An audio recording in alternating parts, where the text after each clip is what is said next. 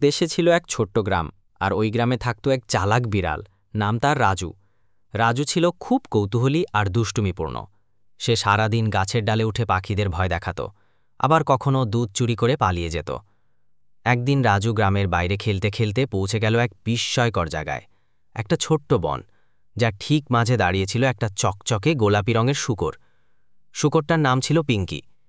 রাজু তো এমন রঙের শূকর আগে কখনো দেখেইনি। সে হা করে তাকিয়ে বলল, তুই কি রোজ গোলাপি সাবানে গোসল করিস? পিঙ্কি হেসে বলল, না না, আমি এক জাদুকরি আম গাছের নিচে ঘুমিয়েছিলাম।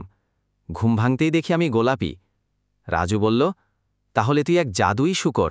তখন পিঙ্কি মৃদু হেসে বলল, আমি জাদু করি না, কিন্তু মজার কাণ্ড করতে পারি। তারপর তারা মিলে গ্রামের দিকে রওনা দিল। পথে পথে পিঙ্কি হেঁচকি দিলে এক একটা বেলুন বেরোতে লাগল তার নাক দিয়ে। পুরো গ্রাম তো হেসে কুটি কুটি। তারপর থেকে রাজু আর পিঙ্কি হয়ে গেল অদ্ভুত কিন্তু অটুট বন্ধু।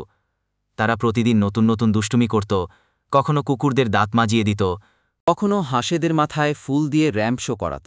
গ্রামের সবাই বলতো, এই রাজু আর পিঙ্কির দুষ্টুমিতে জীবনটা রঙিন হয়ে উঠেছে। আর রাজু বলতো, জীবনে যদি একটাও গোলাপি শূকর না থাকে, তবে সে জীবন ঠিক